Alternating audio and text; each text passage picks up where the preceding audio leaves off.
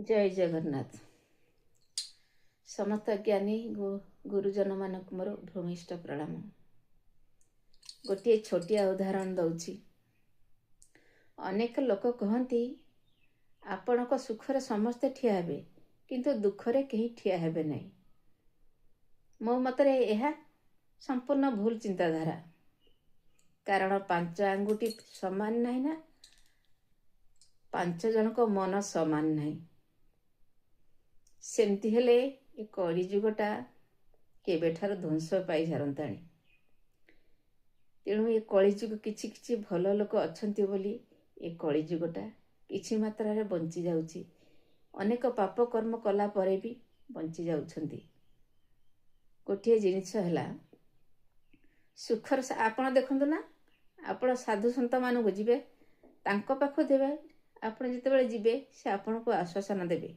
दुखे भांगी पड़ी थे जेबे आपण को आश्वासन देबे। एमिति के अनेक बंधु अछंती जदि दुखरे भांगी पड़ी थांती तांकर जदि अल्प अर्थ था भी से आपण को सहाय्य करिवे। निश्चिंत यह निराट सत्य। आपण कहिकी देखंतु ना, आपण जदि न कहिकी निज भितर गोटे अहम भाव रखिबे ताले जानिबे केमती मनुष्य चिन्हिबे केमती।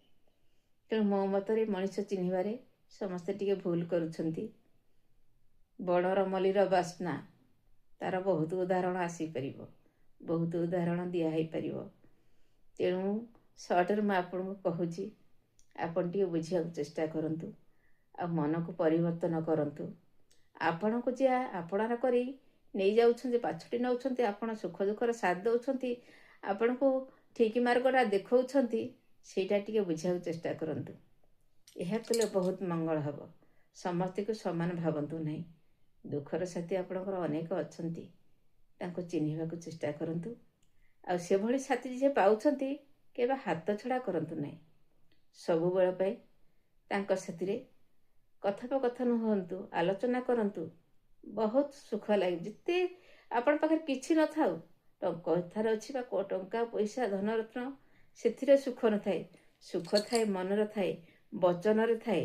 सेही छोटिया मनटिक से आपण को देबे, सुंदर सुंदर उदाहरण देबे, सुंदर सुंदर वचन कही आपण को बोध देबे, ताल बहुत आपण को दुख जीवन बहुत सुख रे परिणत हो जाओ। यह निराट सत्य।